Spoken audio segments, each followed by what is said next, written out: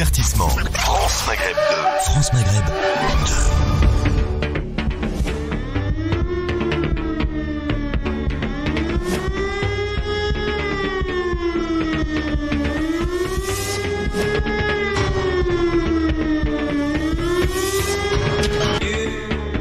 Christophe sur France Maghreb 2. Bonjour tout le monde, ravi de vous retrouver. C'est parti pour le LGF en ce mardi 6 juillet. J'espère que tout le monde va bien. On est ensemble jusque 18h comme chaque jour. L'original, l'authenticité, méfiez-vous des imitations. 16h, 18h, le réel est le dernier rendez-vous sur la bande FM de l'espace de liberté. Vous allez pouvoir vous en rendre compte et participer bien sûr en nous appelant au 01 40 33 9000. Pour parler quoi ? Bien pour parler par exemple des primaires. Une opération risquée pour les partis. Je pense par exemple au LR, je pense au Parti Socialiste ou encore à Europe Écologie Les Verts. On en reparle dans quelques instants. L'Euro 2021 avec la première demi-finale ce soir entre l'Espagne et l'Italie. Un énorme match ce soir, mais c'est pas véritablement de football dont on va parler, et pourquoi pas. Mais est-ce que cet Euro est-il responsable de la circulation du variant Delta qui commence à empoisonner une partie de l'Europe, puisque la Catalogne vient d'annoncer une série de restrictions avec la fermeture des discothèques dès la fin de semaine. Et on nous parle de plus en plus sur les plateaux de TV d'une quatrième vague annoncée fin juillet. C'est inévitable, paraît-il. À quelle sauce allons-nous être mangés ? Bien, réponse d'ici quelques jours. Ou est-ce peut-être un moyen de faire pression pour que les gens se vaccinent ? On en parlera tout à l'heure avec vous. Et puis un petit peu d'évasion en ce temps de Covid, ça fait du bien. Et on va parler vacances. Est-ce que vous êtes plutôt France ou plutôt étranger cette année ? On parlera avec vous et on vous attendra pour nous dire un petit peu vos projets. Sans oublier le dernier rendez-vous, les 5 dernières minutes, c'est Libertad. Vous pourrez nous appeler sans filtre et en direct à la radio au 01 40 33 9000. Soyez les bienvenus avec nous aujourd'hui pour passer cette émission. Monsieur Ali, notre directeur dans une société informatique, est avec nous. Bonjour Ali. Bonjour à tout le monde. Comment ça va mon Ali ? Ah ben plutôt très bien. Le temps est un peu meilleur que ce week-end, donc oui, plutôt bien. Mais on est bien, on respire bien. Qu'en est-il du côté du Doubs avec Ismaël Boudjekada ? Salut mon Ismaël. Salut, bah écoute, ça va très bien aussi. Bon, notre jeune élu local qui est avec nous, Ismaël Boudjekada, sur France Maghreb 2, les amis, c'est parti pour le quiz. Allez, on y va. Le quiz. Hier, c'est Gaman Abina qui a battu l'équipe. Hier, aujourd'hui, on verra des questions qui ont tout un rapport avec la date d'aujourd'hui. Nous sommes le 6 juillet. Messieurs, question à 3 points. Oula. Qui est élu président du RPR en 1997 ? Indice, il est décédé. Jacques Chirac. Non. Ouais, j'aurais dit la même chose pour le coup. Non. Oui. Philippe Seguin. Oui, Philippe Seguin. Bonne réponse.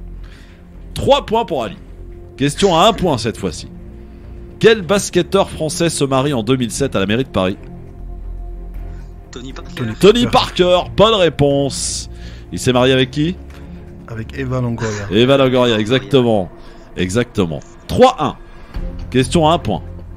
Je cherche un musicien trompettiste et chanteur de jazz américain. Il est mort en 1971. Louis Armstrong. Bonne réponse de notre ami Ismaël Boudjekada. Ouais, il l'a eu. Il était né le 4 août 1901. Louis Armstrong, effectivement. Question à 1 point toujours. Je cherche, on est à 3-2. Le 43e président des États-Unis, né en 1946. C'est Bush, non ? Bush lequel ? George Bush. Père. Non. Ah bah c'est le fils du coup. Bah voilà, c'est le fils du coup. Ouais. Il a été président de 2001 à 2009. Bonne réponse. 3-3. Oula. Eh oui. Question à présent à 2 points. Je cherche un acteur et producteur américain né en 1946. Indice. Adrian. Sylvester Stallone. Oui, Sylvester Stallone. Bonne réponse. 5-3 pour Ali. Attention, question à 3 points cette fois-ci. Je cherche une actrice française de cinéma et de télé. Elle est née en 1948. Indice, sauf qui peut la vie. Non, pas Brigitte Bardot. Non. Nathalie Baye. Nathalie Baye est une excellente réponse. Sauf Bravo que- Ali. Oh là là, magnifique. Alors là, celle-là, je m'y attendais pas.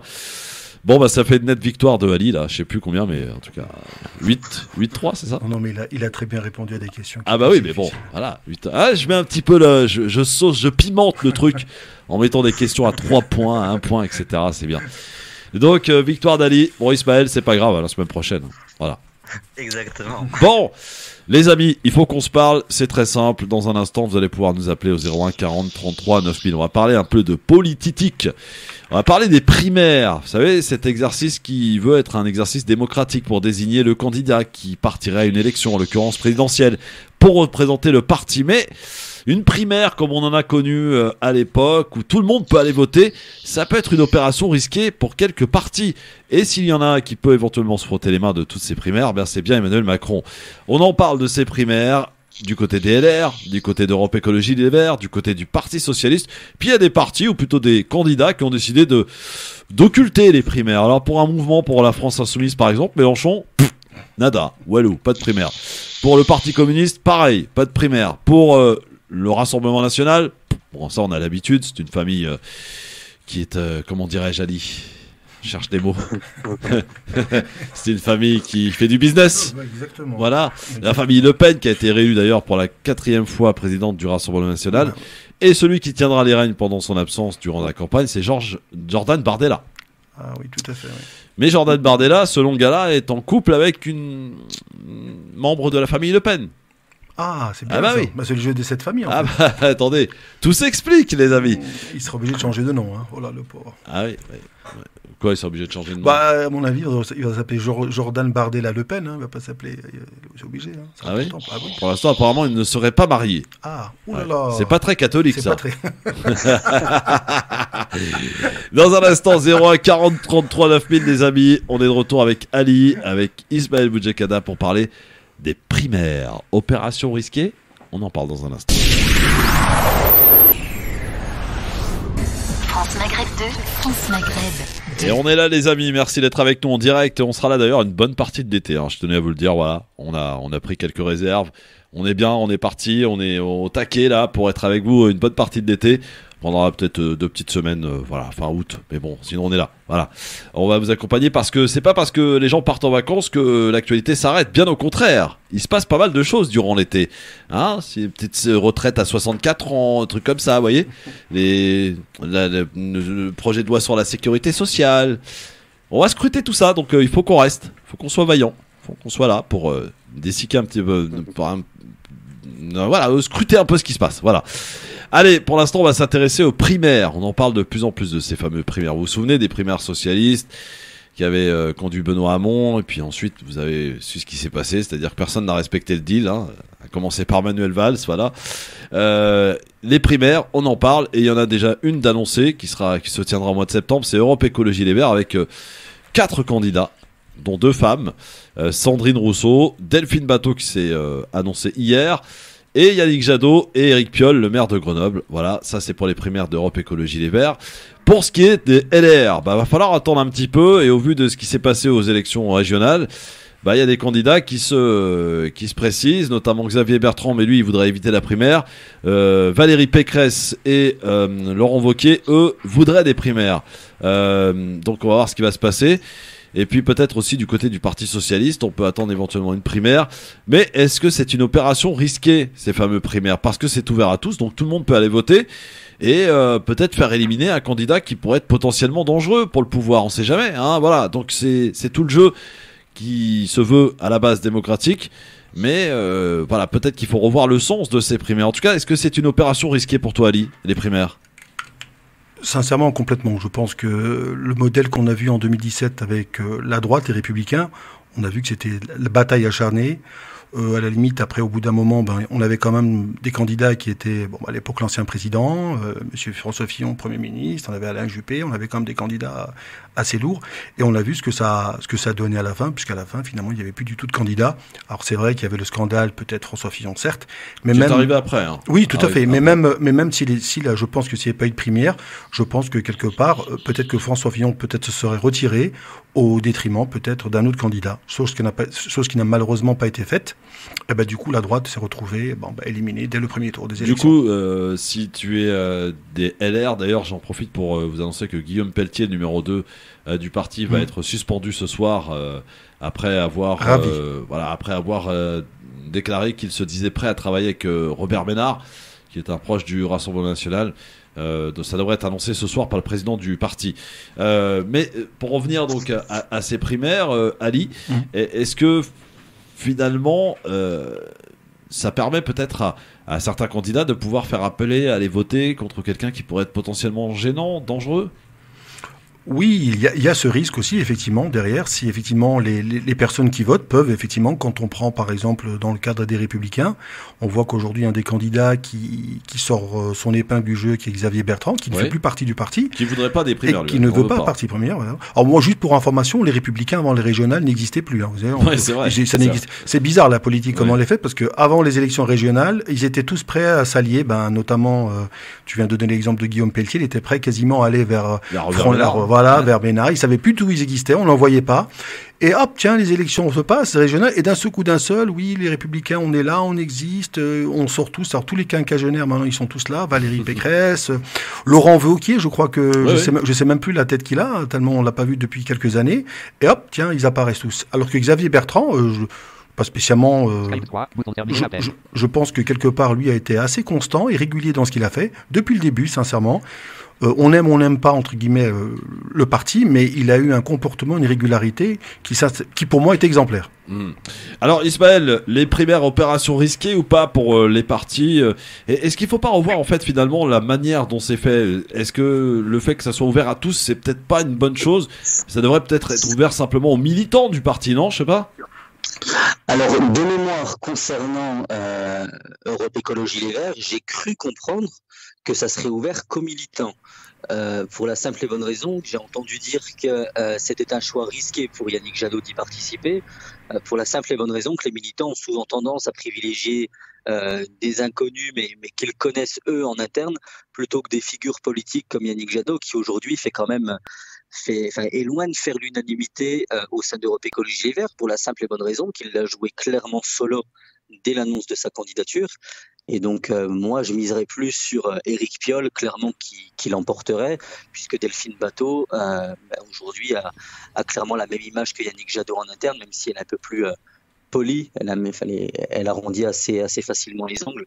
Mais je pense que Éric Piolle, symboliquement, au regard du fait que c'est le premier maire d'une aussi grande commune, Europe Écologie Les Verts, serait privilégié par les militants. Oui, alors, donc, d'après toi, on va vérifier, mais d'après toi, la primaire des écolos concernerait que les militants. Là, ça me paraît plus logique, Ali, non ?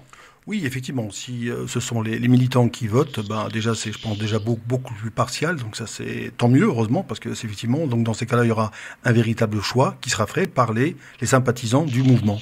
En l'occurrence ici pour les Verts, effectivement, pour eux, ce sera moins problématique. Mais la manière dont ça s'est fait, Ismaël, notamment pour le Parti Socialiste, pour les LR, aussi la droite, tout le monde pouvait aller voter. Est-ce que ça, c'est une bonne chose, Ismaël, pour désigner un candidat pour un parti, sachant que peut-être moi, je fais pas partie du parti, mais je souhaite dézinguer quelqu'un, et je vais voter contre cette personne, tu vois. Donc ça peut être vraiment risqué. C'est pour ça cette question, opération risquée ou pas pour les partis. C'est risqué à partir du moment où effectivement il la laisse la plus ouverte possible. Et moi je pars du principe que c'est même un non-sens qu'une primaire soit ouverte. C'est-à-dire que là, en l'occurrence, c'est censé être le choix d'un candidat pour un parti. Et donc quelle cohérence que de se lancer dans une espèce de présidentielle bis. Moi personnellement je comprends pas cette démarche. Maintenant, dire que ce sont les militants qui vont aller choisir effectivement leur candidat, celui qui portera leur couleur à l'élection présidentielle, c'est beaucoup plus cohérent. Et il faut que celles et ceux qui aujourd'hui appellent à des primaires ouvertes arrêtent leur délire. Après, le souci qui se pose notamment avec la tribune qui a été signée à la fois par Valérie Pécresse, par Bruno Retailleau ou Laurent Wauquiez, c'est que, prenons le cas de Valérie Pécresse, elle n'est plus LR officiellement. Bien évidemment, elle a ses accointances avec le parti, mais elle ne peut pas demander une primaire fermée pour la simple et bonne raison qu'elle-même ne pourrait pas y participer. Donc je veux dire, C'est assez particulier. J'ai l'impression que chez LR, c'est pas tant choisir le meilleur candidat, c'est simplement essayer de satisfaire les égos des uns et des autres et se lancer dans la bataille à la présidentielle. Alors, Ali, il y a un candidat donc, qui d'après les sondages, qui commence à sortir déjà, pourrait peut-être faire obstacle à Emmanuel Macron, puisque un premier sondage annonçait une victoire de Xavier Bertrand au second tour face à Emmanuel Macron. Est-ce que t'es Emmanuel Macron, t'as tout intérêt à ce que cette primaire ait lieu finalement? Complètement, puisque je pense qu'aujourd'hui Emmanuel Macron souhaite un duo avec Marine Le Pen. Pour lui, le meilleur moyen, c'est de continuer quelque part à ce que les Républicains n'existent plus. Et c'est vrai qu'aujourd'hui, un candidat comme Xavier Bertrand, qui aujourd'hui a fait un parcours au niveau de sa région et les élections, qui est sorti haut la main vainqueur de ces élections-là, ne peut être que ultra dangereux pour Monsieur Emmanuel Macron. Ouais. Emmanuel Macron, pour lui, c'est bien que il y a un petit peu que ce soit ça continue à être le républicain, l'auberge espagnole, que les gens se tirent un peu les pattes, parce que en fait, comme le disait auparavant Ismaël, ça va être une bataille d'ego, parce que sincèrement, quand on fait une élection des primaires, on parle de quoi? D'un programme et d'une personne. Le programme, est-ce qu'il y a véritablement de méga grandes différences entre eux? Ça, je sais pas. Comment est-ce que quelqu'un de l'extérieur peut aller donner son accord pour une personne et un programme si elle ne connaît ni la personne et ni pas encore le programme? Donc c'est ultra dangereux. Est-ce qu'on est d'accord tous les trois que Xavier Bertrand est le mieux placé à droite pour représenter la droite? Moi, honnêtement, je pense pas. Ah oui? Autant, c'est vrai, il a fait un score notable au niveau des régionales, mais bon, il faut savoir toute proportion garder dans le sens où il y avait une participation extrêmement faible et que par rapport, il avait été élu, pas ces régionales-là, les régionales passées, avec 1 400 000 voix, et là, grosso modo, il a 700 000 voix. Donc sa légitimité, pas sa légitimité, mais son poids, on va dire, sa base électorale est beaucoup moins importante que ce qu'elle était auparavant. Ouais. Moi, je pense qu'aujourd'hui, ce qu'il faut à la droite, ce que la droite va peut-être chercher, c'est aussi quelqu'un qui, face à Marine Le Pen, peut faire concurrence. Et aujourd'hui, il y en a un qui n'a absolument pas le charisme, mais qui, sur la base idéologique, est quasiment similaire avec Marine Le Pen, c'est Bruno Retailleau. Donc je pense que c'est lui le plus à même aujourd'hui de prendre une partie la plus élargie possible de l'électorat de droite en allant ratisser sur les terres du Front National très largement et très naturellement, sans rentrer dans un rôle, puisque ça fait partie de son ADN. Ali, tu es d'accord avec Ismaël ou pas? Pas forcément, puisque Ismaël, juste pour te rappeler, Xavier Bertrand est élu dans une région nord, la région nord qui connaît quand même des difficultés économiques assez importantes, avec un taux de chômage relativement élevé. Il est vrai que sa victoire, il a été élu certes, c'est vrai, mais comme tu l'as souligné, la victoire est quand même à quelque part faut tenir compte du contexte, effectivement, qu'il n'a pas peut-être effectivement le nombre d'électeurs aussi important, un raz-de-marée qu'il a fait. Néanmoins, il a su mobiliser les gens dans la région nord. Aujourd'hui, partout, il est quand même en face de Marine Le Pen dans la région nord. Il a quand même remporté la région nord en face de Marine Le Pen quand même, parce que Marine Le Pen, c'était un peu son fief. Comment s'appelle son petit bled dans le nord là, c'est Hénin-Beaumont. Ouais. Donc il est quand même bien ancré. Et puis c'est une région quand même qui souffre de chômage. Cette région est quand même heurtée et frappée de plein fouet par des problèmes économiques. C'est pas le sud de la France. Le nord est une région quand même malheureusement relativement sinistrée. Et je pense qu'aujourd'hui, au contraire, Xavier Bertrand, il a su faire face en l'emmenant sur un terrain qui est très simple, c'est de démonter gentiment tous ses arguments et de l'emmener dans son terrain d'incompétence, quelle économie. Et là-dessus, je pense qu'il a complètement réussi. Donc je pense qu'il est légitime. Bruno Retailleau, je pense que ce monsieur-là souhaite certainement plus tard avoir un petit Marocain. Donc il se présente simplement en tant que trouble-fête, parce que sincèrement, on s'imagine Bruno Retailleau, président de la République française. Bon, Je le vois pas non plus. C'est pas possible. Ouais. Mais non, ce que je disais, c'est qu'aujourd'hui, et je dis pas qu'il est le mieux placé pour remporter l'élection présidentielle. Je dis que dans le cadre de l'élection présidentielle, celui qui, à mon sens, est en capacité de réunir le plus large possible, pour moi, ça reste Bruno Retailleau. Après, effectivement, si on regarde l'aspect économique, moi, je vois un Xavier Bertrand sur la même ligne réformatrice qu'Emmanuel Macron. Et il faut pas oublier que justement, on parle de problèmes économiques. Un président de région n'est pas le président de la République. Autant au niveau de sa région, il fait le taf. Et là, par exemple, il va mettre en place un financement à hauteur de 90% du permis de conduire et j'en passe. Ça va dans le bon sens. Maintenant, au-delà de ça, il ne faut pas oublier que en tant que candidat Les Républicains ou en tant que candidat de la droite, puisqu'il n'est plus dans le parti, automatiquement, il va aller sur le terrain de la réforme de l'administration française, qui certes en a besoin, mais en passant par le spectre de la suppression de 300, 400, 500, 600 000 postes de fonctionnaires, puisque aujourd'hui, c'est celui qui en supprimera le plus, en tous les cas chez les Républicains. Donc je pense que autant il a effectivement un capital sympathique assez important au niveau de sa région, autant lorsqu'il va falloir se positionner sur un programme présidentiel, il va être dans une ligne qui sera quasiment similaire avec celle d'Emmanuel Macron, et Emmanuel Macron passera même pour plus soft que lui, pour la simple et bonne raison que lui n'ira pas jusqu'à proposer la casse d'autant de postes de fonctionnaires. Donc, à voir. Opération risquée pour les partis, que ces primaires, vos appels nous intéressent. Appelez le standard de France Maghreb 2 et réagissez en direct au 01 40 33 9000. Eh oui. 01 40 33 9000. 01 40 33 9000, on a Karim qui est avec nous. Salut Karim. Comment tu vas, mon brave? Ça va, mon Karim, impeccable. Eh ben, je vais te dire quelque chose, mon brave Christophe. Bonjour à tes invités. Bon, je parle pas de la droite parce que bon, ils sont tous d'accord. Hein, il faut absolument. Ils sont pas vraiment tous d'accord, mais bon. Les musulmans matin, midi et soir. Le seul problème, c'est que alors moi, je sais comment ça va se passer à gauche. Attention, je suis pas Nostradamus, hein. Mais j'en veux pour exemple, j'ai entendu j'ai entendu Piolle, Oui. donc le maire de Grenoble, hein, ouais. et j'ai entendu Bateau. Oui, Delphine. Alors, Grenoble, le maire de Grenoble, quand il est venu sur France Inter ce matin, il n'a pas parlé d'énergie de transition, il n'a pas parlé d'éoliennes, etc. On l'a interrogé que sur le burkini. Ah. On l'a interrogé sur les femmes voilées dans les piscines, etc., etc. Il n'a fait que répondre à ça, le pauvre, et il a dit, mais attendez, moi je suis candidat au vert, j'ai peut-être autre chose à dire. Non, on l'a interrogé que sur ça. Et derrière, Bateau est arrivé en disant, ce type a des problèmes avec la laïcité.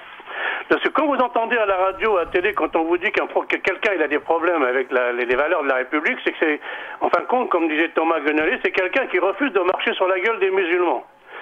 Donc le problème à gauche, bon à droite ils sont d'accord là-dessus, il n'y a pas de problème, parce que à droite, de toute façon, même quand un musulman agit dans le cadre légal, c'est-à-dire qu'il fait quelque chose de tout à fait prévu par la loi, ça suscite des polémiques, parce que le musulman aujourd'hui en France, il ne sait plus ce qu'il doit faire. C'est que s'il est hors la loi, ça va pas, s'il est avec la loi, ça va pas. Quand je vois par exemple la jeune fille qui a tenu le bureau en tant qu'assesseur, alors que c'était prévu par la loi, regardez comment ça a fini. Et donc, à gauche, ça va pas se jouer sur la politique énergétique, l'avenir de la France, sur les énergies renouvelables, sur le comment combattre l'excès de carbone. Ça va se jouer sur ceux qui sont compatibles avec la République et ceux qui ont des problèmes avec les valeurs de la République. Alors, il faut comprendre que les valeurs de la République, c'est ceux qui refusent, donc, comme je disais, de piétiner la gueule des musulmans tous les matins en se levant, comme disait Thomas Guenelé. Et le pauvre Piolle, il n'a fait que parler de burkini, de rappeler la loi de la laïcité, et ça va être que ça. Et bien sûr, tu as des gens comme Val qui vont venir pour dire, vous voyez que ces gens-là, ils n'aiment pas la France parce qu'ils aiment les musulmans, parce qu'en France, on ne peut pas considérer les musulmans comme citoyens et aimer la France. C'est impossible. Donc, moi, je pense que c'est dommage parce qu'à droite, au niveau de la gauche, on n'aura pas une primaire vraiment sur le programme écologique, comme normalement ça devrait se dérouler. On aura encore une fois un débat sur l'islam.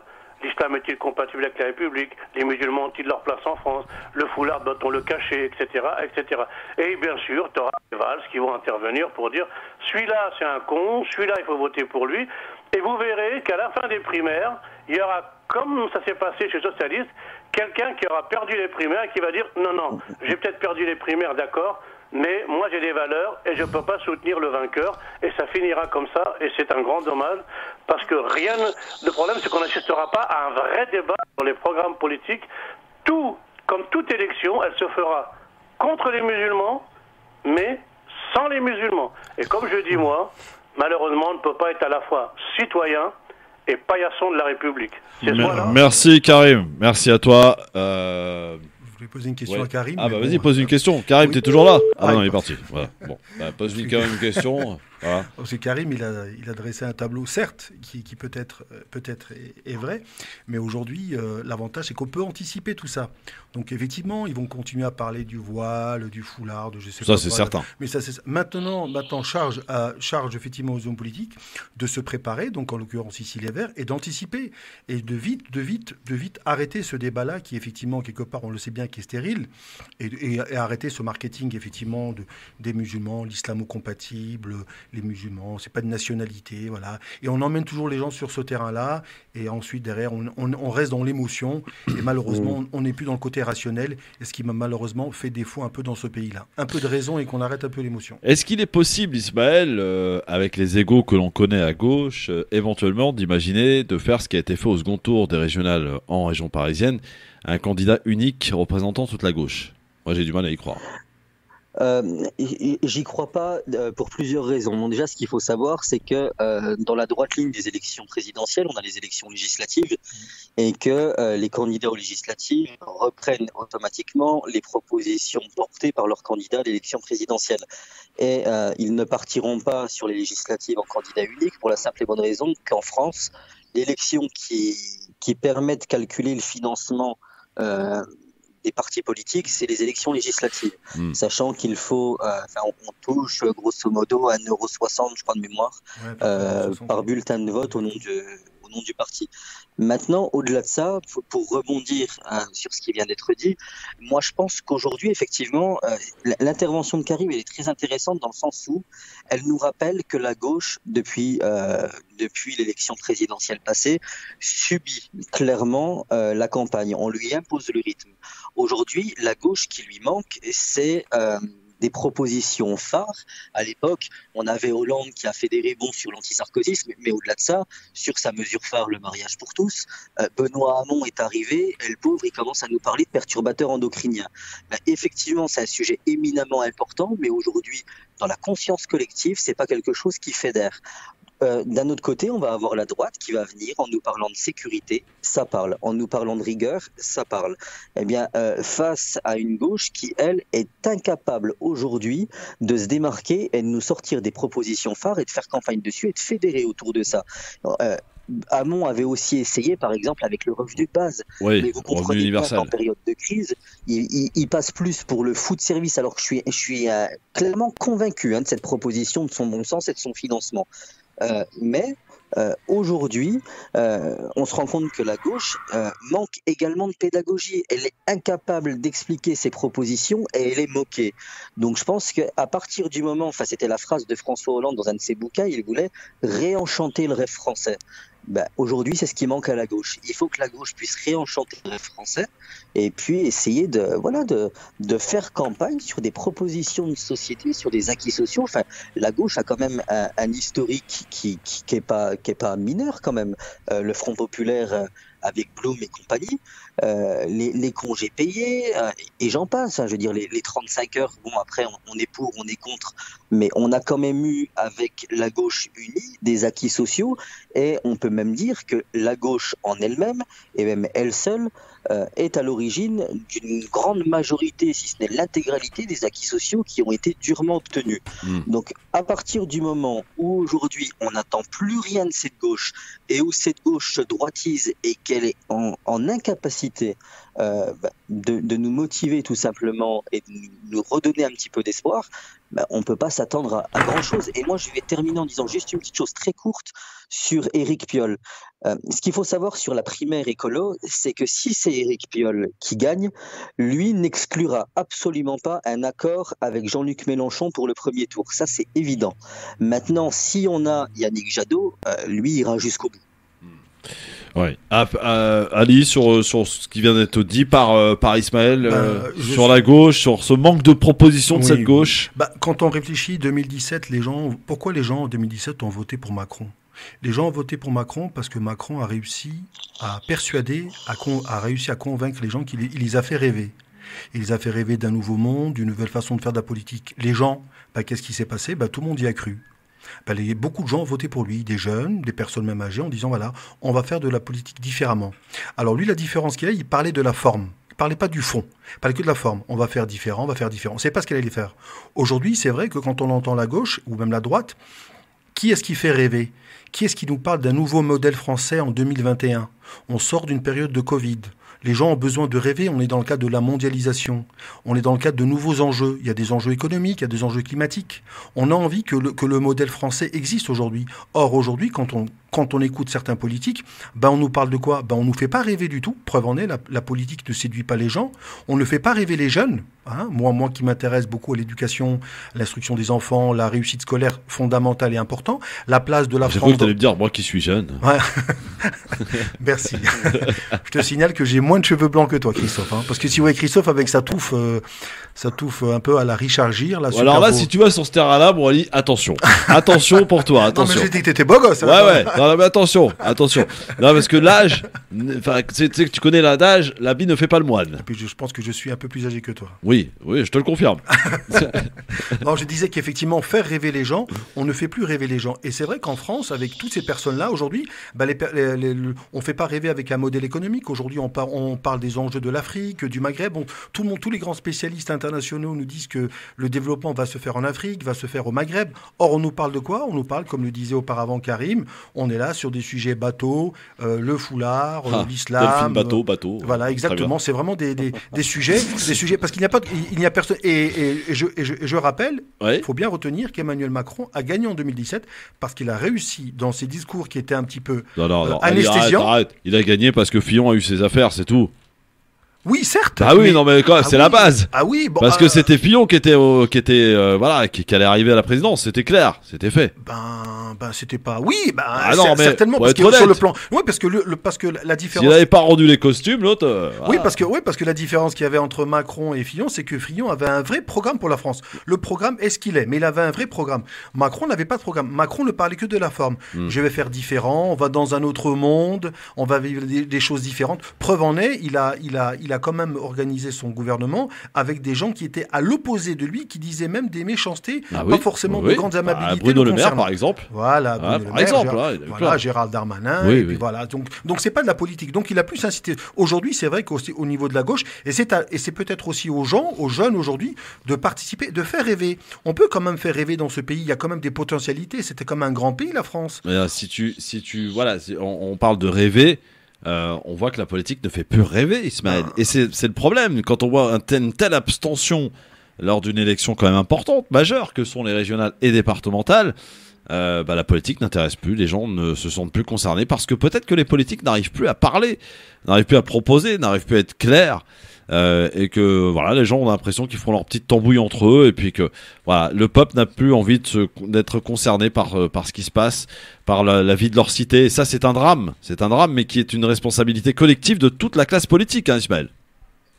Oui, après, moi, j'irais même jusqu'à dire que je serais un peu plus prudent sur l'utilisation du mot rêver, même si j'ai bien compris le propos là, mais l'idée c'est que justement c'est bien ça le problème, c'est que trop de politiques ont vendu du rêve et que aujourd'hui mais notamment les classes populaires, la classe moyenne est totalement désabusée. Aujourd'hui vous avez une classe moyenne qui ne touche pas assez pour être suffisamment aisé et qui n'est pas assez pauvre pour prétendre à quelques aides que ce soit. Vous avez des jeunes qu'on sacrifie, qui sont laissés pour compte. Et après, tout à l'heure, par rapport aussi à l'intervention de Karim, quand on nous parle du fait qu'on tape sur les musulmans, ce qu'il faut savoir, c'est que, et là, je vais me faire l'avocat du diable, les musulmans, et j'en fais partie, le cherchent. C'est-à-dire qu'à partir du moment où vous n'êtes pas en capacité de vous structurer, vous n'êtes pas en capacité de vous faire écouter, que même aller déposer un bulletin dans l'urne, vous ne le faites pas. Mais à un moment donné, faut pas vous étonner qu'on vous tape dessus quand on sait que derrière ça rapporte des voix. Le jour où l'électorat musulman et d'autres se mobilisera véritablement, c'est là qu'il sera considéré. Bon. Je vais vous prendre, tout à l'heure on parlait du mariage pour tous, on est exactement dans le même cas, c'est une minorité. Ouais. Alors, bon, Ismaël, je suis désolé de te couper, j'ai la pub. Tu pourras finir dans un instant sur ton propos. Puis on va parler, changer de sujet, le variant Delta. L'Euro de football, est-ce qu'il est responsable de la circulation de ce variant Delta? Est-ce qu'il est responsable d'une éventuelle 4e vague en France? Est-ce qu'il est responsable des nouvelles restrictions annoncées en Catalogne, en Espagne? On en parle dans un instant avec vous au 01 40 33 9.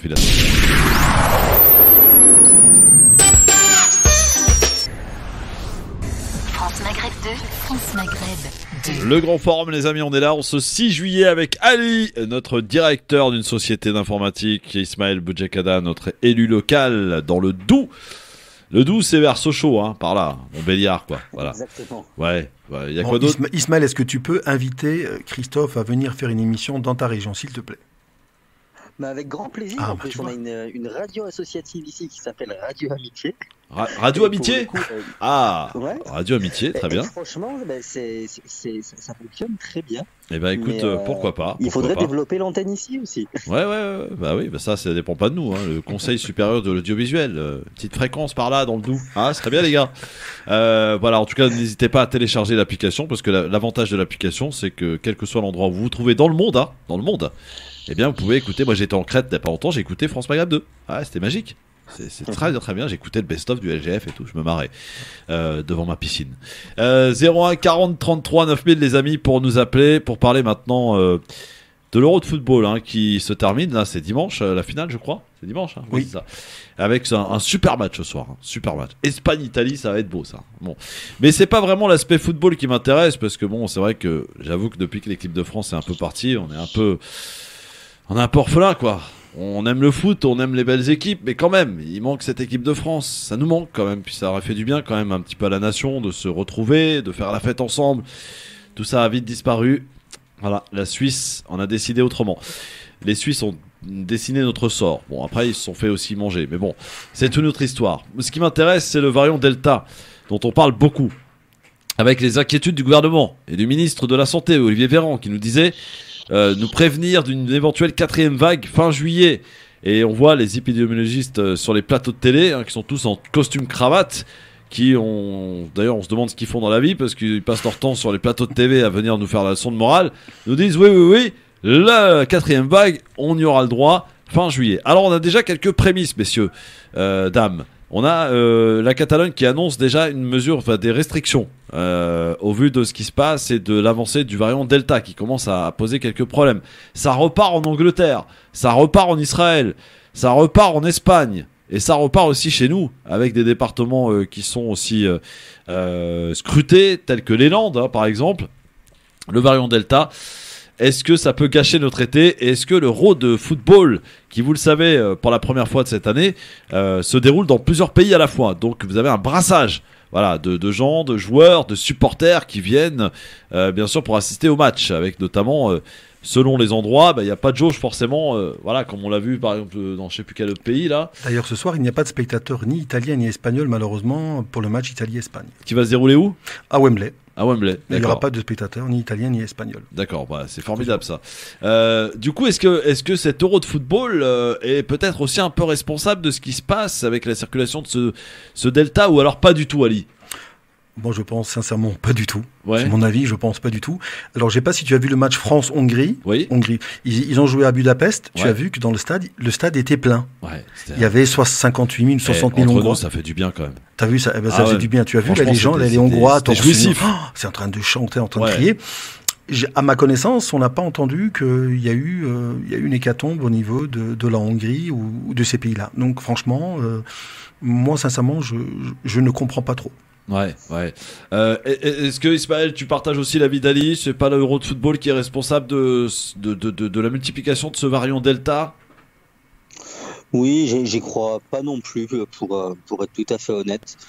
Après voilà, je suis pas expert en la matière, mais je veux dire, enfin, ce variant Delta aujourd'hui, il sert quand même à faire une bonne pression sur l'ensemble de la population, à dire ce qui est.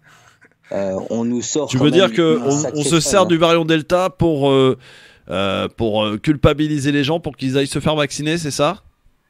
Il y a de ça, et puis non, mais c'est le genre de phrase, par exemple, qu'on nous sort d'une pseudo-experte ou d'un pseudo-expert, je ne sais plus, qui nous sort par exemple que toutes celles qui ne sont pas vaccinées seront touchées forcément par le variant Delta. Je dirais à un moment donné, c'est Nostradamus en puissance qui se sont plantés du début à la fin, qu'ils restent à leur place, qu'ils restent là où ils sont le plus efficaces, c'est-à-dire dans les hôpitaux pour les chercheurs, qu'ils cherchent, parce qu'on en a besoin en ce moment, comme tu le disais justement. Enfin, je veux dire, ils sont tous sur les plateaux télé, il n'y en a pas un qui est sur la même lignée. Bon, là, sur le variant Delta, ils s'accordent un petit peu tous pour une fois.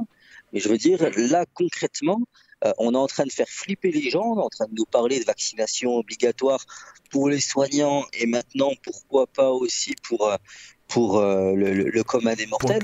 Pour les enfants, déjà. C'est en contradiction même, en violation même du cadre, du droit international. Je veux dire, là, on est en train de faire une pression sociale indirecte sur l'ensemble de la population française pour la forcer à se faire vacciner. C'est un non-sens. Alors, pour rebondir sur ce que dit Ismaël, moi, il y a quelque chose qui m'étonne quand on voit cette histoire de variants. Je crois que les variants existent. Il y aura Delta, puis après il y aura Oméga, puis il y aura, je sais pas, peut-être algérien. Je sais pas. Oula, alors Algérien va être mortel celui-là. Il va être mortel, je pense. Ouais, à mon avis, celui-là. Et le paradoxe des paradoxes, c'est que quand on voit tout au long, comme disait Ismaël à juste titre, on voit la communication qui a été faite pendant toute cette période de Covid. Sincèrement, elle est catastrophique. Pourquoi ? Parce que le paradoxe des paradoxes, c'est qu'avant, les gens cherchaient des vaccins. Maintenant, il y a des pays qui veulent des vaccins, qui n'en ont pas. On prend l'exemple de l'Afrique du Nord, ils n'ont pas assez de vaccins.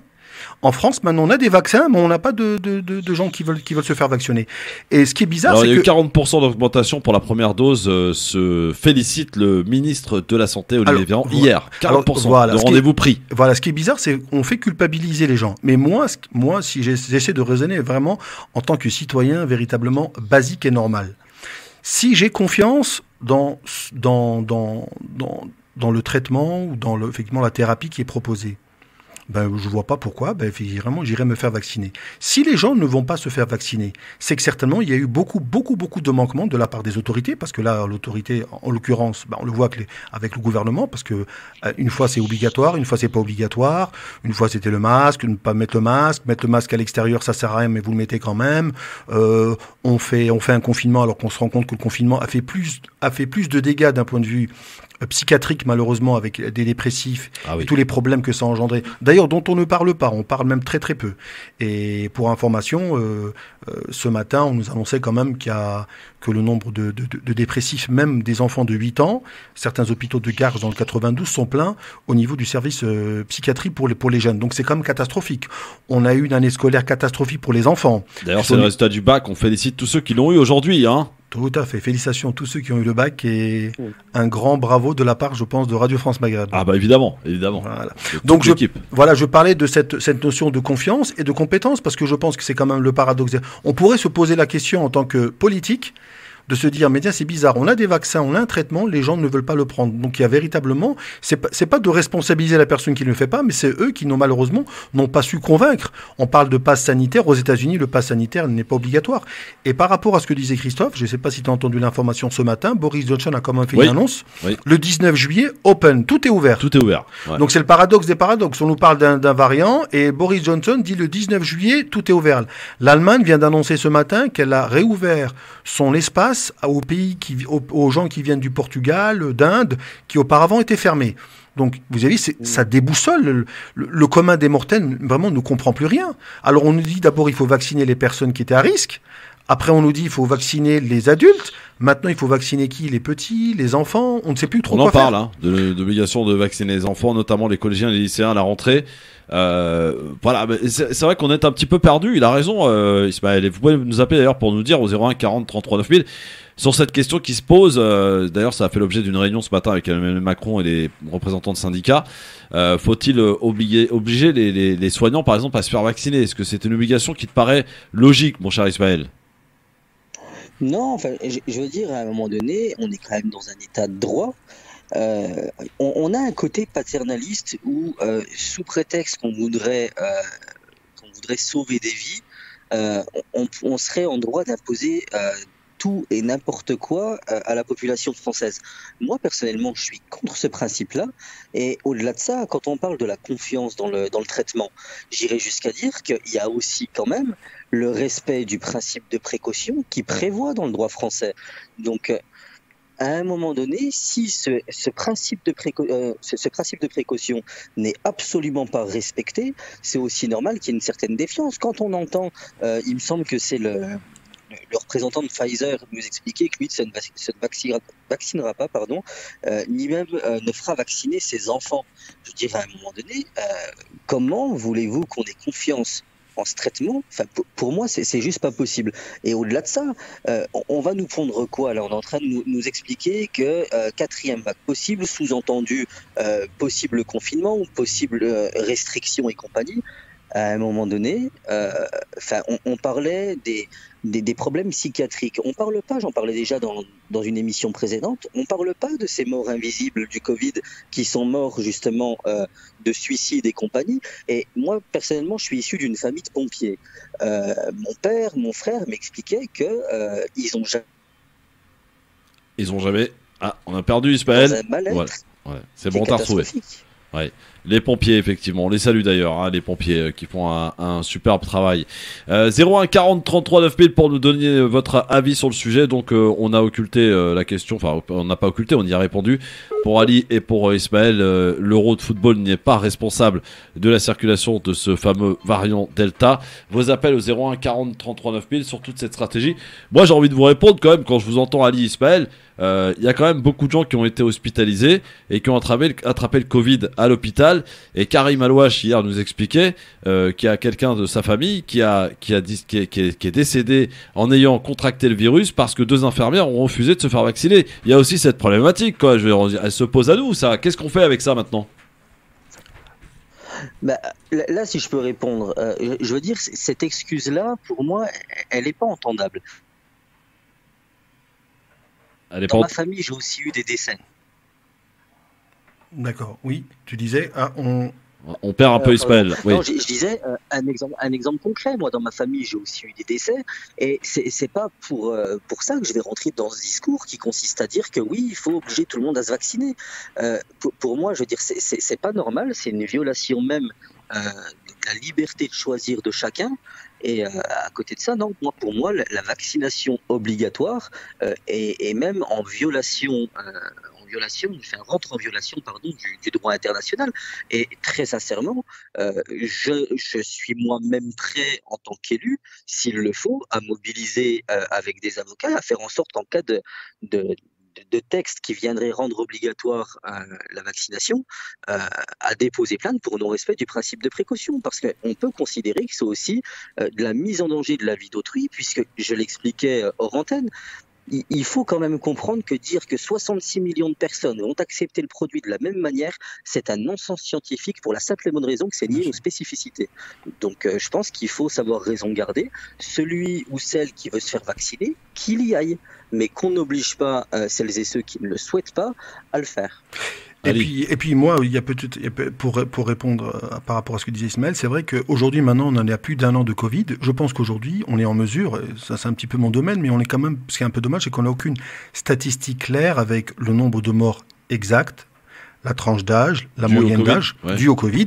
Des chiffres, c'est bizarre, on nous parle de 81, 82 ans, âge moyen. Donc, est-ce à dire qu'il n'y a pas eu de mort, moins de 25 ans, 30 ans, on nous parle, on dit qu'il n'y a aucun enfant, heureusement d'ailleurs, qui soit décédé du Covid. Donc, comment cela s'est-il qu'on n'ait pas véritablement de vrais chiffres, de vrais data, pour que derrière, ensuite, la population pourra adhérer éventuellement à la vaccination, à ce que le gouvernement veut.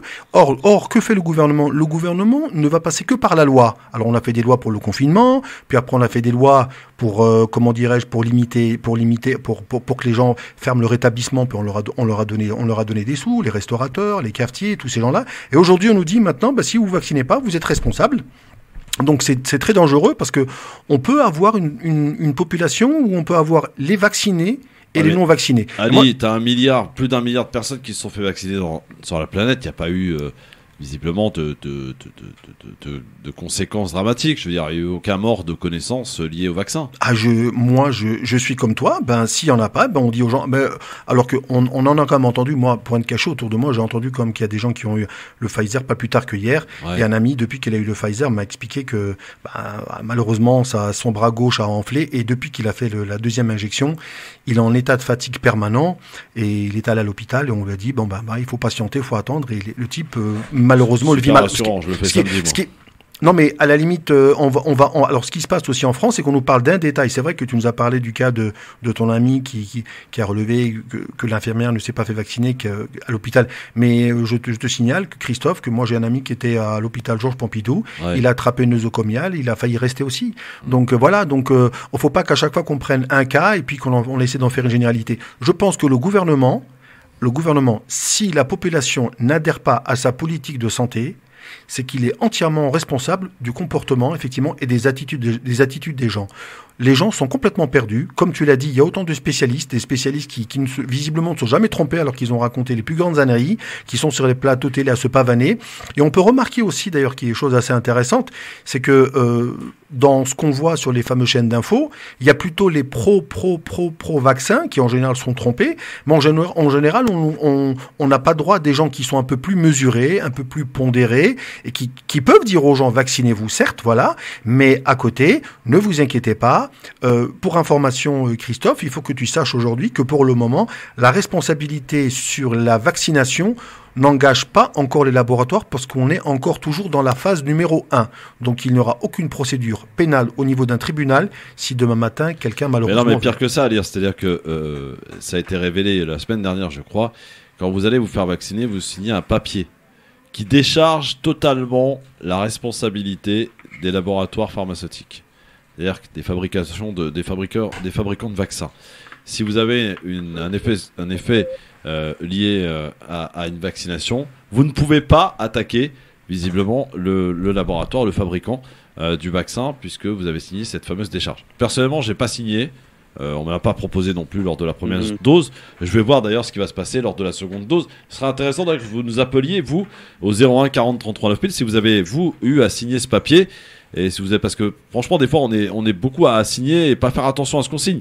C'est pas écrit en gros, hein, les amis. Mais c'est écrit en tout cas. Et visiblement, il y en a plein de gens qui ont signé et qui l'ont découvert après. Et ils ont signé ce fameux papier qui décharge le fabricant du laboratoire. Et il faut préciser, je vais rappeler une chose qui nous a été rapportée par Maître Maghribi, qui fait partie de l'équipe du LGF, qui sera là d'ailleurs demain, qui vous le confirmera demain.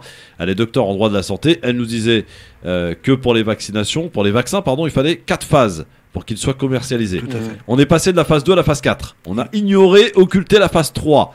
On nous dit par exemple qu'en ce moment, Sanofi, qui est en plein travail pour sortir leur vaccin, ils en sont à la phase 2. C'est très prometteur, nous dit-on. Mais il ne sera pas commercialisé avant le mois de décembre. C'est-à-dire qu'on a respecté plus ou moins les délais quand même. Là, pour le coup, on peut s'interroger sur les vaccins de Pfizer, Moderna, Johnson & Johnson ou encore AstraZeneca. Voilà, alors on va prendre un appel peut-être par ici au standard 01 40 33 9000 puisque le peuple a la parole dans cette émission. Bonjour. Oui, bonjour Christophe, c'est Kader de Créteil. Bonjour Kader de Créteil, comment ça va mon Kader? Très très bien, et vous? Bah, très bien. L'équipe, ça va, l'équipe va bien. Merci mon Kader, alors voilà, on t'écoute. À propos de la vaccination, en fait, aujourd'hui, il y avait le rendez-vous pour ma femme pour la première dose, pour la vaccination. Et en fait, c'est une seule vaccin parce qu'on a été atteint du Covid au mois d'octobre dernier. C'est normal. Voilà. Oui. Et malheureusement, la grande surprise, on arrive au centre de vaccination et avec la carte vitale, et en fait, ça confirme que la prise du rendez-vous. Et du coup, le médecin nous demande est-ce qu'on a eu le Covid avant, c'est quand, on a eu une preuve qu'on a eu le Covid, et on a dit oui, mais normalement c'est marqué, même on arrive de travail, dû à ça et tout, normalement. On n'a aucun moyen de voir, on va juste se confier sur votre parole. Ouais. Et du coup, donc ma femme a fait l'injection, et après on rentre sur son Amélie.fr, c'est marqué, il faut prendre un rendez-vous pour la deuxième phase, pour la deuxième dose, je veux dire. Ah oui. Là aussi, c'est n'importe quoi. Il y a à manger et à boire dans cette histoire de vaccination, les prises de rendez-vous. Donc, en fait, il y a rien. Et ça confirme encore que moi, personnellement, je me vaccine pas, sauf c'est vraiment voilà quoi. Donc à l'extrême où il faut pas sortir si vous n'êtes pas vacciné. Mais je me vaccinerai pas. C'est ce qui va se passer, hein, Kader. Pour être très honnête, on va amplifier la culpabilité du peuple. C'est-à-dire que si vous ne faites pas vacciner, vous pourrez pas aller dans tel endroit. On va y avoir le droit. Je veux dire, on était un peu dans l'expectative il y a quelques mois en disant oui, on pourra pas aller au resto, on pourra pas voyager. On y va tout droit, les amis. Hein, je vous le dis direct. Hein. Et en plus, on va faire payer les tests PCR. On en parle. Hein, pour les touristes à partir de demain et pour nous, visiblement à la rentrée. Donc, si vous voulez. Va pas falloir s'amuser très longtemps parce que on va nous obliger et vous serez obligés finalement au bout d'un moment. Voilà, je vais être un petit peu complétiste, mais en fait tout songe c'est question d'argent parce que ces doses elles ont une durée de validité ou de préparation qui est très très limitée. En fait, il n'y a pas beaucoup de temps. Et là, j'ai vu les statistiques aujourd'hui. On a reçu, la France a reçu 20 millions de doses au mois de juin. Et là, prochainement, ils vont recevoir 24 millions de doses. Et donc, en fait, si les gens ne se vaccinent pas, ces vaccins, je pense qu'ils sont périmés, ils sont jetés. Ah ouais, et du coup, on fait toutes les méthodes pour que la sécurité sociale paye. Parce que si le citoyen il a pas reçu sa dose, en fait, il n'y a pas un paiement, c'est tout un traquenard financier. Et voilà, on nage dedans, on comprend rien du tout. Et même jusqu'aujourd'hui, je veux juste savoir le prix de ce vaccin coûte combien. Personne n'arrive à me donner ce chiffre-là. Et même, ça a été posé au Sénat et on n'a pas donné le vrai prix du vaccin, combien ça coûte.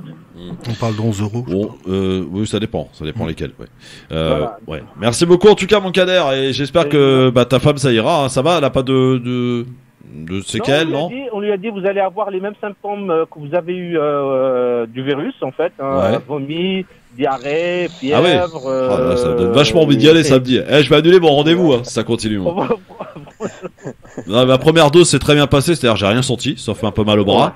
Mais vraiment rien, mais il paraît que la seconde dose... La constitution hormonale de hommes et femmes, on est différents. Oui, ça c'est vrai, ça c'est vrai. Alors, on est d'accord, Kader, évidemment. Voilà. On est des bonhommes, quoi. Ah, merci, Kader. Pas du machisme de l'histoire. Oui. Ils portent la vie en eux, donc ils sont plus... Merci, mon Kader, je t'embrasse. Tu veux pas que je dors cette nuit dehors, quoi.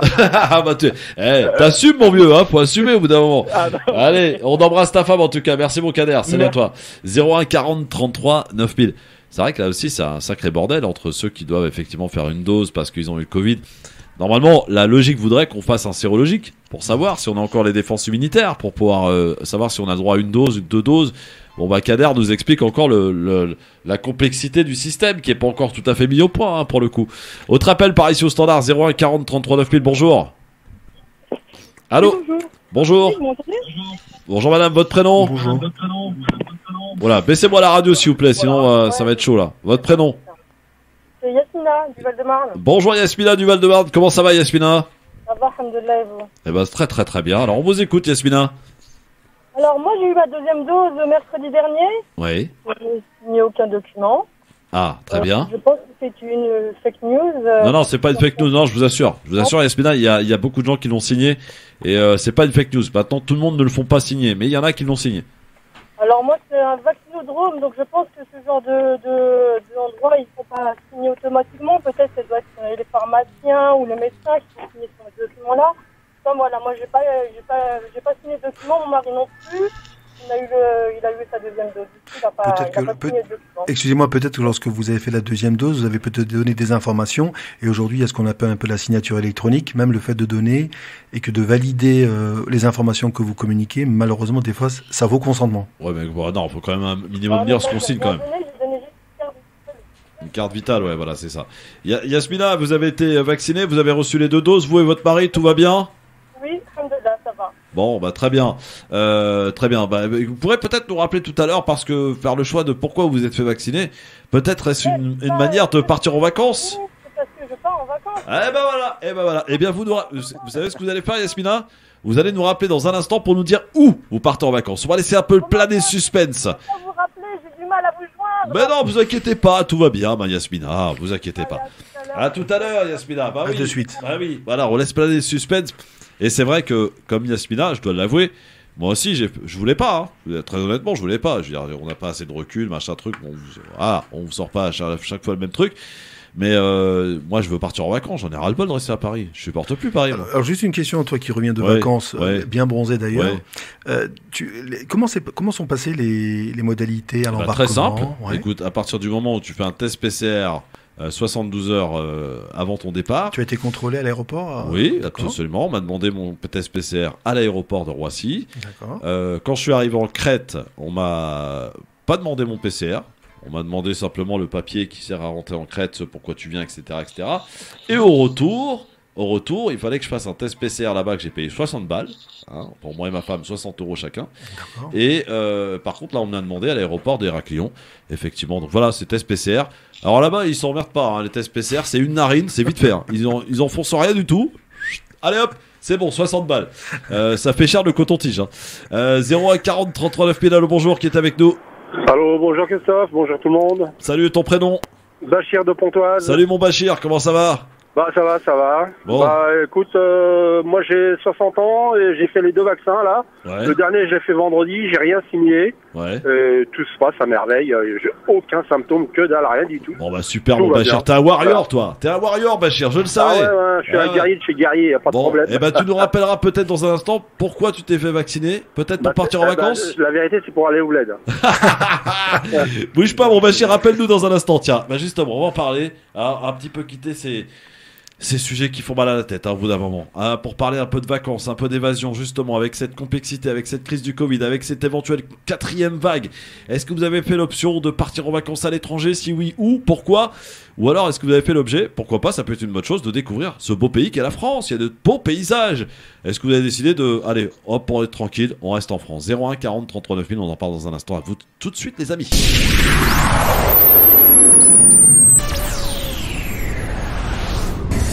Maghreb 2, France Maghreb 2. Séquence évasion, les amis. Oui, ça fait pratiquement plus de 2 ans que beaucoup sont pas partis en vacances à cause du Covid, de la Covid-19, à cause des différentes restrictions imposées un petit peu partout à droite à gauche. Et on a l'impression que cet été, ça y est, peut-être qu'on peut y aller, on peut repartir. Pour cela, il faut peut-être se faire vacciner. Et peut-être être une des raisons pour beaucoup, comme moi d'ailleurs, je dois l'avouer, pour pouvoir partir en vacances, voyager, d'aller se faire vacciner. Alors justement, quel est votre choix? Vacances plutôt en France, ça évite de se faire vacciner, et puis voilà, même pas besoin de test PCR, on fait ce qu'on veut, quoi, c'est open bar. Ou alors, est-ce que vous avez fait le choix, plutôt de partir à l'étranger? Pour le coup, vous êtes un petit peu plus prudent, parce que il faut des tests PCR au retour. Hein. La France exige des tests PCR, quel que soit l'endroit où vous vous rendez, au retour, et parfois ça peut être très cher. Alors moi, par exemple, en Crète, c'était 60 balles, en Espagne, c'est 125 € le test PCR. Je crois même qu'il y a des pays où c'est encore beaucoup plus cher. C'est un problème parce que quand on part parfois avec une famille nombreuse, c'est un coût supplémentaire à rajouter. Quel est votre choix?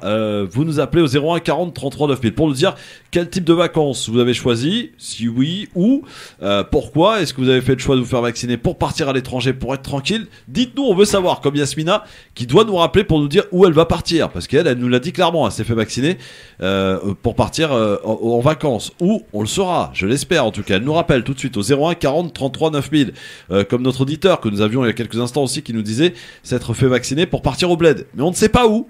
Quel bled? Il faut qu'il nous rappelle, l'ami, pour nous dire au 01 40 33 9000. Ali, vacances ou pas cet été?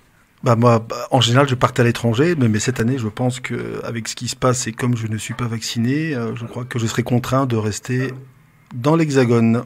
Sinon, j'irai peut-être en Europe et je ferai peut-être des vacances. Ouais. En Allemagne ou dans des pays. En Allemagne, d'accord. Voilà. Mais il te faudra le test PCR pour revenir. Oui. Alors, Ismaël, vacances ou pas vacances, toi? Alors moi, pas vacances, je vais rester en France.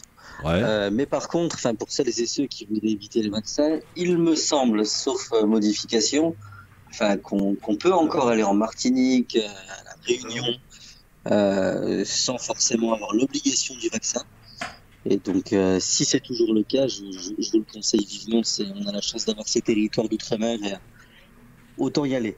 Ouais, je ne sais pas, tiens, on va vérifier. Donc, d'après toi, il n'y a pas besoin de vaccin, pas besoin de test PCR pour se rendre en Martinique, c'est ça? Test PCR, je ne sais pas. Dans tous les cas, la vaccination, sûr et certain, il n'y en a pas besoin, à moins qu'il y ait eu des changements récents. D'accord, ok, on va vérifier tout cela. Aïcha est avec nous. Bonjour Aïcha. Bonjour. Bonjour Aïcha, elle nous appelle d'où? Du Maine-et-Loire. Du Maine-et-Loire, alors attendez. Angers. Angers, c'est ça? Ouais, bonsoir. Ouais, bonsoir. C'est Angers, hein, le Maine-et-Loire, c'est ça? Du Maine-et-Loire. Ouais, d'accord. Alors, Aïcha, vacances ou pas pour vous cette année?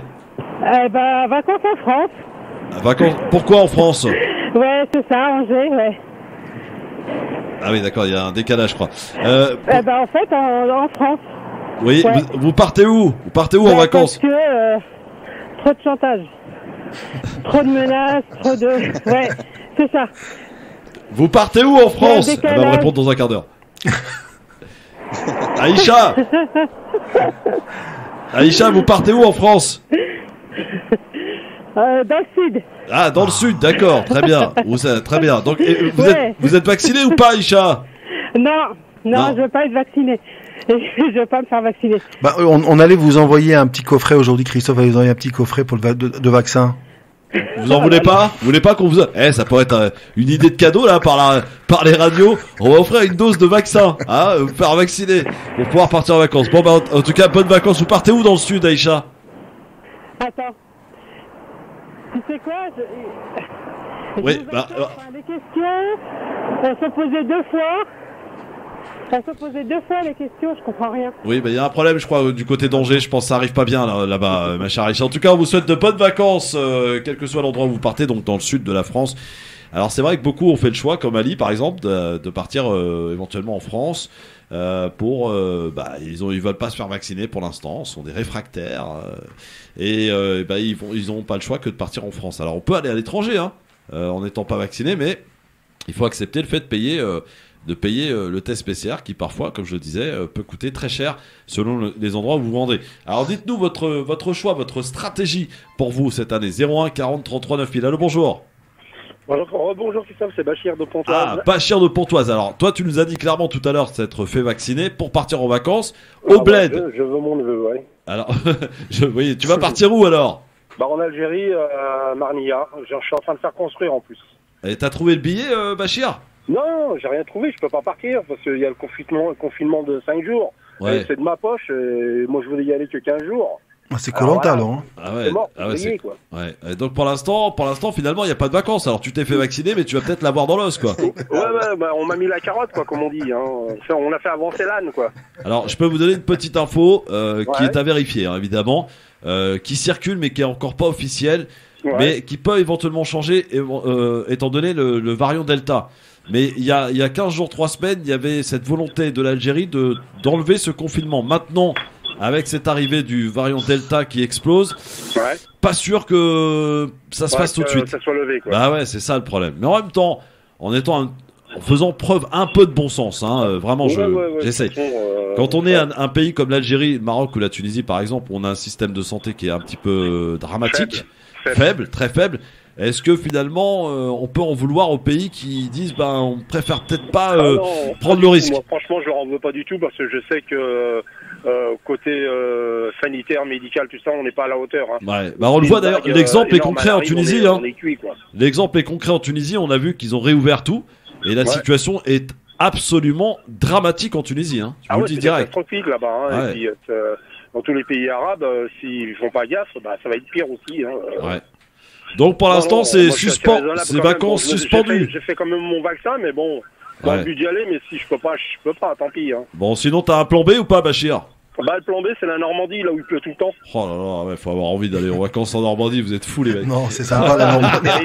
C'est terrible. Ah, c'est terrible. Quoique si. Les vacances en France, c'est cher aussi, attention. C'est vrai, il a raison, nos Bachir. Des fois, ça coûte plus cher de partir dans le sud en location, même les mobilhomes. Je regardais les prix des mobilhomes, c'est des fous les mecs. T'as 800 € la semaine. C'est des ouf. Alors, en tout cas, bon, voilà. Merci mon Bachir et bonnes vacances quand même alors. Merci à toi aussi. Bonnes vacances. Merci, bonnes vacances. 01 40 33 9000, venez nous dire où vous partez en vacances, pourquoi, est-ce que vous êtes fait vacciner, pourquoi vous êtes fait vacciner pour partir en vacances, où on veut tout savoir ici. 01 40 33 9000, faites-nous un peu rêver là pour l'instant. On n'a pas franchement rêvé là pour le coup, ça part pas très très loin les amis, j'ai envie de dire. Vous n'êtes pas, vous prenez pas beaucoup de risques. Allô, bonjour. Oui, bonjour. Bonjour, ton prénom? C'est Fatah. Fatah, tu nous appelles d'où mon Fatah? J'appelle de Paris. De Paris, très bien. Alors Fatah, est-ce que t'es vacciné ou pas toi d'abord? Non, pas du tout. D'accord. Est-ce que tu vas partir en vacances, si oui où? Je vais partir en France, contraint, puisqu'on ne nous laisse pas le choix. Christophe, je peux me permettre une chose, s'il te plaît? Alors permets-toi, mais dis-moi où tu vas partir d'abord. Je veux rêver. Alors, je compte partir en Vendée. Vous êtes fous les mecs. Hein. Très belle région, la Vendée. Qu'est-ce qui vous arrive là? Vous savez que la misère est moins pénible au soleil, comme disait Charles Aznavour. Est-ce que tu peux lui envoyer une carte, une belle carte postale ou une vidéo? Il va être surpris. Non mais c'est beau la Vendée, j'ai compris, mais bon, quoi. La France, c'est très beau là. Ah, c'est très beau, oui, absolument. Très belle chose à voir. D'ailleurs, j'ai une belle région à vous soumettre que je n'ai pas encore visitée, mais on m'en parle de plus en plus. C'est l'Ardèche. Ah, l'Ardèche. Ah, il paraît que c'est magnifique. Bon, vous avez pas la mer, mais en tout cas, voilà, vous avez plein de trucs sympas. Tu voulais dire quoi, Fata? Vas-y, je t'en prie. Moi, je voulais juste. Est-ce que vous connaissez la revue, l'espèce de dictionnaire que vous voyez chez votre médecin qui s'appelle Vidal, qui est rouge? Bien sûr. Moi, j'y vais pas chez le médecin. C'est l'annuaire du médecin, t'as fait. Ouais, vas-y. L'annuaire des médecins, on y référence les médicaments, les vaccins, etc., etc. Et alors? Moi, je voulais simplement vous parler d'une chose. Dans cet annuaire-là, ils ont parlé des vaccins de la Covid, notamment des vaccins d'ARN messager. Il y a une étude c'est factuel, hein. C'est lié à une étude qui est parue sur ce magazine, enfin ce guide, et qui dit sur 45 000 personnes, l'étude elle a été faite, et qui dit que le vaccin est pas du tout efficace sur les personnes âgées de plus de 75 ans. Efficacité nulle. Et dans cette même étude, c'est dit que les vaccins ARN messagers sont efficaces sur la Covid les comment s'appelle, on appelle ça les cas non graves, comment on dit ça? La forme de la Covid, pas la forme sévère. Oui, alors c'est vrai qu'on n'a aucun moyen de vérifier écoutez, ça, les informations. C'est une étude qui est disponible, hein, qui est complètement disponible. Moi, j'invite quiconque à regarder cette étude, à aller faire un tour. Ce qu'il y a, c'est que ce que je trouve absolument bizarre, c'est que du jour au lendemain, ces données-là ont disparu certaines données ont disparu de cet ouvrage. Bon, merci mon Fata. Malheureusement, on n'a pas. Ceux qui sont intéressés, regardent sur Internet. Il y a des choses quand même intéressantes à aller voir là-dessus. Voilà, juste je ferme la parenthèse. Bonnes vacances en Vendée, hein, mon cher Fata. Merci beaucoup. Merci à toi. 01 40 33 9000. Vous faites pas rêver les mecs, hein. Franchement, vos vacances là pour l'instant, c'est pas top, hein. Pourtant la France c'est grand et c'est beau, hein. Ah mais d'accord, mais bon, je sais pas moi, vous auriez pu me parler des Maldives. Je sais pas moi, des Seychelles, la Floride. Non, vous parlez de la Vendée, quoi. Ça fait pas rêver, quoi. Christophe a été très malin. Il est parti avant qu'on ne parle beaucoup du Delta. Il est parti en Crète. Il en a bien profité. À mon avis, il avait une information qu'on n'avait pas. Ouais. Et maintenant, j'ai pas le droit de la donner. Voilà. 01 40 33 9000. Allô, bonjour. Allô, bonjour. Ton prénom? C'est Samir. Salut Samir. Tu nous appelles d'où, mon Samir? De Paris, je suis sur la route et je vous écoute. C'est formidable, mon Samir. Alors, dis-moi, tu pars en vacances, toi? Évidemment. Ah, où tu pars en vacances, mon Samir? Je vais partir à Cordoue. Ah, voilà, là ça commence. Voilà, là vous m'intéressez. Très très bien. Et est-ce que tu t'es fait vacciner? Évidemment. Ah, voilà, donc tu t'es fait vacciner pour partir en vacances, on est d'accord? Exactement. Bon, très bien, voilà. Voilà, au moins lui il l'assume. Voilà. Combien de temps tu pars là-bas? Pour la première fois depuis 10 ans, je pars 1 mois. Waouh. Ah ouais. Vous connaissez ou pas Cordoue? Bien sûr. Mais il risque de te garder là-bas s'il y a la 5e vague. Hein. Pourquoi ils vont te garder? Il est vacciné. Ah oui, d'accord. Bah oui, il est vacciné. Il a fait le choix de se faire vacciner pour partir en vacances. Je suis vacciné et justement c'était mon but d'éviter confinement, tout ça, quoi. Voilà, lui il s'est fait vacciner pour être tranquille. Voilà. Écoute, bonnes vacances à toi. Tu pars quand là, mon Samir? Encore 1 mois. Dans 1 mois tu pars, d'accord, très bien. Oui. En voiture ou en avion? En voiture, bien sûr. Ah ouais. Je prends ma petite famille et on fait un circuit on va découvrir la mosquée dans l'Ombra et ainsi de suite. Wow. Et toute la famille est vaccinée ou il y a... Toute la famille est vaccinée, oui. Et ils ont quel âge les enfants, si c'est pas indiscret? Les enfants, ils sont petits encore. Non, ils sont petits. J'ai la petite, elle a 8 ans et le grand, il a 11 ans. Et ils n'ont pas été vaccinés, les deux, 8 ans? Non. D'accord. Faut pas déconner quand même. Hein, bah, bonnes vacances, mon Samir, en tout cas. Non. Profite bien, mon Samir, profite bien. Ben, merci bien. De toute façon, je vous écoute tous les jours. Et sincèrement, c'est un régal de vous écouter. Ah bah c'est gentil, mon Samir. Merci beaucoup. Bonnes vacances du côté de Cordoue. Bonne continuation. Merci beaucoup. Au revoir. Merci. 01 40 33 9000. Bah si ça peut permettre aussi à certaines personnes qui peuvent pas, par exemple, pour X ou Y raison, partir dans leur pays d'origine, de découvrir d'autres endroits, c'est plutôt pas mal aussi, hein, j'ai envie de dire. Hein, il n'y a pas que l'Algérie, il n'y a pas que le Maroc, il n'y a pas que la Tunisie, hein, les amis. Il y a plein d'autres endroits sympathiques. Et voilà. Allô, bonjour. Oui, bonjour. Bonjour, madame. Votre prénom? C'est Khadija de Bobigny. Bonjour, Khadija de Bobigny. Comment ça va, Khadija? Oui, ça va bien. Khadija. Ça va, alhamdoulilah, merci, oui. Ça va et vous, oui. Alors, est-ce que vous partez en vacances, Khadija? Oui, Inch'Allah, je pars au Maroc. Ah, bah voilà, au Maroc. Très bien. Bon, je pars avec, voilà, moi et mon mari, bon, on s'est fait vacciner. Ouais. Mais mes enfants, ils veulent pas se faire vacciner. Ah, ils ont quel âge, les enfants, Khadija? 23 ans, 22 ans et 19 ans. Et donc, du coup, ils peuvent pas aller avec vous au Maroc, alors? Non, le dernier, pareil, il va faire le test PCR. Ouais. Et le deuxième, il va aller en Espagne. D'accord, ok. Mais il faudra qu'il fasse son test PCR en revenant du Maroc, hein, par contre, attention. Hein. Oui, le retour, oui. Ouais. Le retour, oui. 50 euros. 50 euros au Maroc? D'accord, voilà. Bon, ça va. En plus, il paraît que, je sais pas, mais il paraît que la Sécu rembourse à hauteur de 50 euros, justement. Ah, je sais pas. Ouais, faut faudra se renseigner, oui. Donc, vous avez fait le vaccin pour partir en vacances? Exactement. C'était pas prévu, mais comme on devait partir, ça fait 2 ans qu'on n'est pas parti en vacances. Donc, oui, mais vous avez raison, on s'est fait vacciner pour changer un peu d'air si on ne reste pas coincé là-bas. Parce qu'apparemment, c'est chaud aussi là-bas. C'est chaud là-bas. Et vous partez où? À quel endroit du Maroc? À Casa et Oujda. Casa et Oujda. Il y a tout Oujda qui arrive en France. À chaque fois que tu vois un Marocain, t'es d'où? Oujda. C'est vrai. Moi, je suis de Casa et mon mari de Oujda. D'accord. Bah écoutez, on formidable. fait moitié. Formidable. Et vous avez payé pas trop cher les billets? Parce que la Royal Air Maroc, ils ont fait des trucs de ouf. Nous, on a réservé il y a 6 semaines à peu près. On a payé 550 euros par personne, aller-retour. Ah ouais, quand même. Ouais, pour 3 semaines de vacances. D'accord. Bah écoutez, vous partez bientôt? Le 31 juillet. Eh ben écoutez, bonnes vacances par Khadija et profitez bien. À bientôt. Bonne journée. Au revoir. Ah bah voilà, on commence à rentrer dans le dur là les amis. Voilà, Cordoue, Casa, Oujda, ça c'est bon, voilà. 01 40 33 9000. Ça va les gars, vous voyagez bien là, tranquille? Vous visualisez bien un peu? Ouais. Moi honnêtement, je suis plus choqué qu'autre chose. Pourquoi t'es choqué, bon Ismaël? Pourquoi? Non, mais demain, enfin, si le gouvernement veut que tout le monde se vaccine, parlons pas de passe sanitaire ou de test PCR, disons clairement, vous n'allez plus dans les restos, vous n'allez plus dans les bars si vous n'avez pas fait le vaccin. et là, tout le monde va y aller. Quand on se rend compte le nombre. Arrête, ils nous écoutent, fais gaffe, hein, ils vont nous pondre ça d'ici la semaine prochaine, je te dirai merci Ismaël. Non mais franchement, mais là, ils ont qu'à entendre ce qui se dit aujourd'hui. Non mais le Conseil constitutionnel va retoquer. La carotte, elle marche bien. Hein. Ah bah bien sûr qu'elle marche bien. Elle marche bien déjà rien que sur moi, tu vois. C'est pour dire. Hein. Pourtant, je suis quand même assez réfractaire.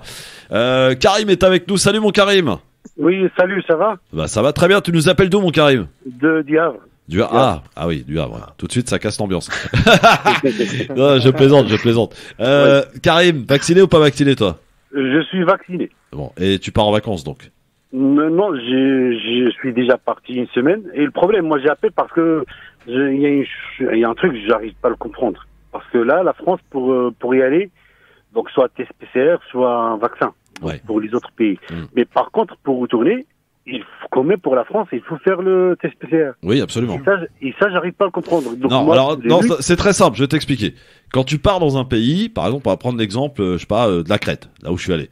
En fait, c'est la Crète qui exige, dans toute l'Union européenne d'ailleurs, quand tu arrives sur leur territoire, soit tu es vacciné, ou soit tu as le test PCR. Donc tu fais le test PCR en France, non pas pour la France, mais pour le pays dans lequel tu te rends.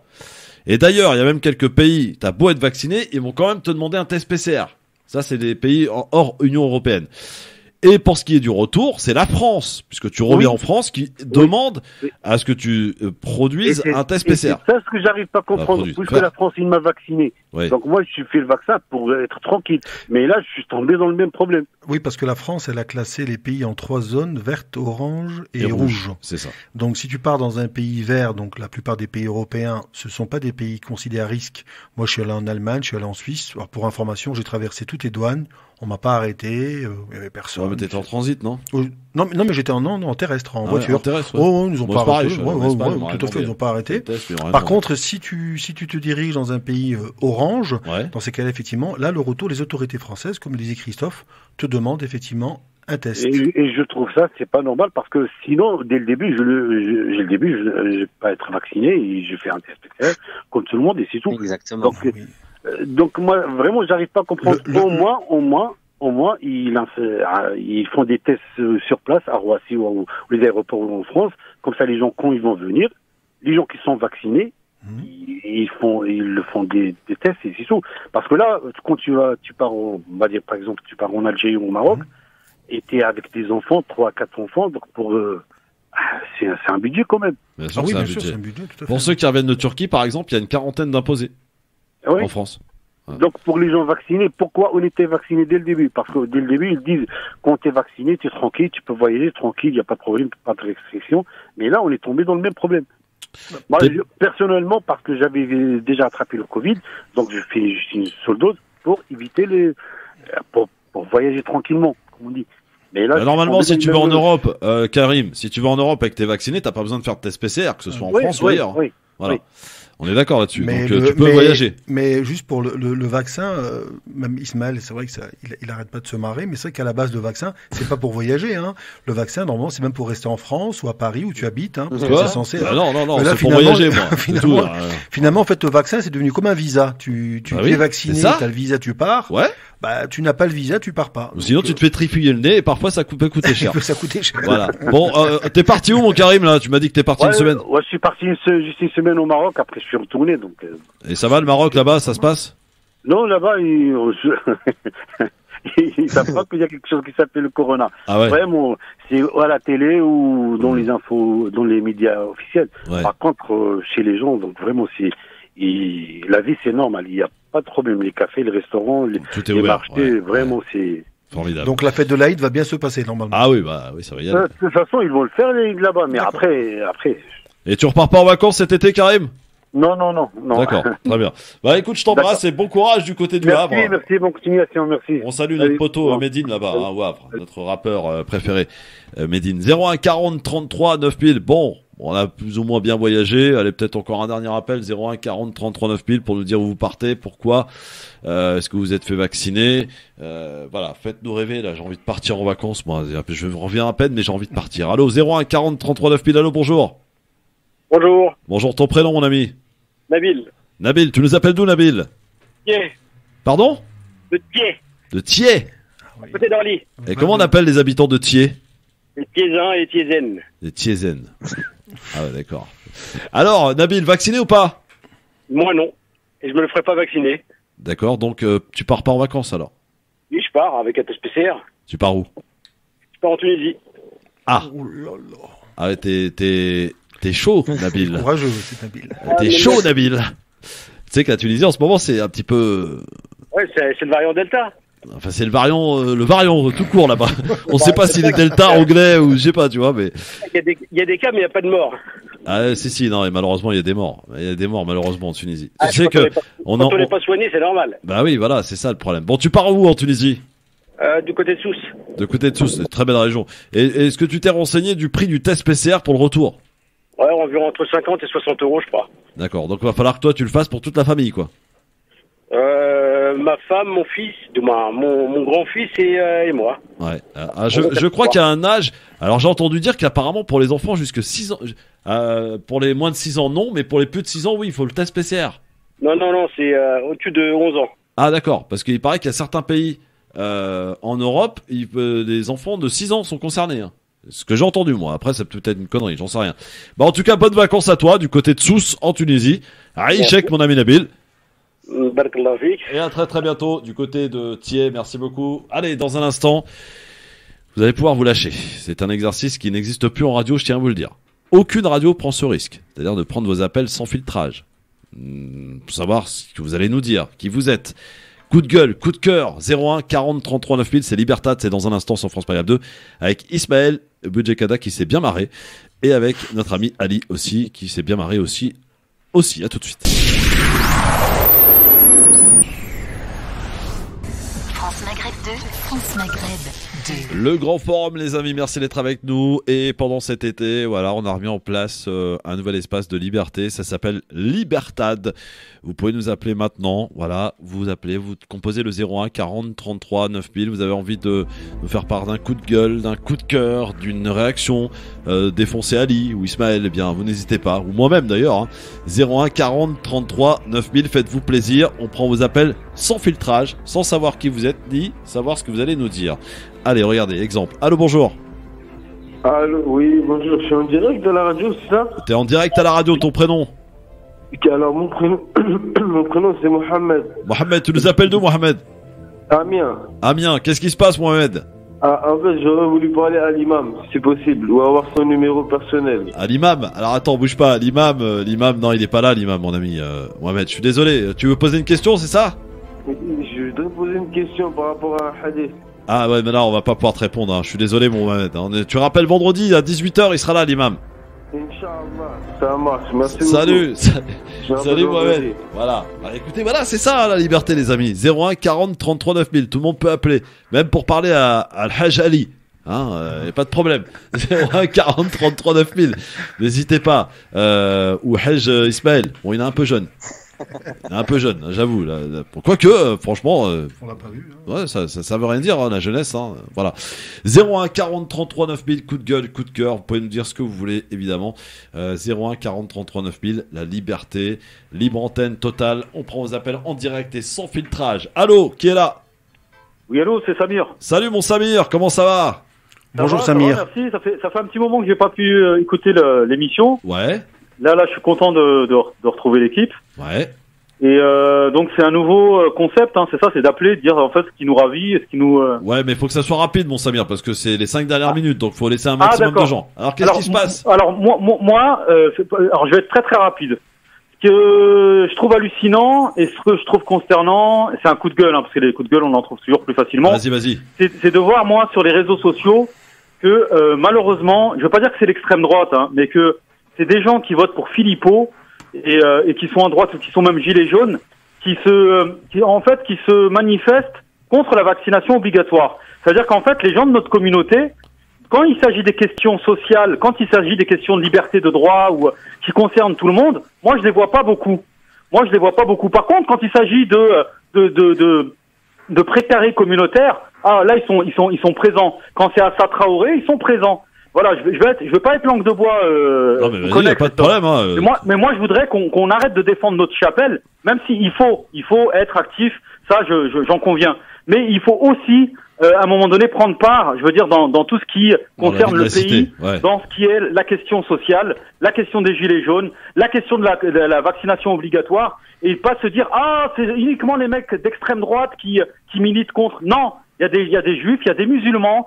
Il y a des gens de gauche, des gens de droite, il y a de tout qui je veux dire, aujourd'hui se fédère autour de cette question qui est cruciale et urgente pour moi. Merci, mon Samir. C'est la question de nos libertés. Merci pour le coup de gueule. Merci. Oui, ça te parle, Ali. Hein. Ah oui. Ouais.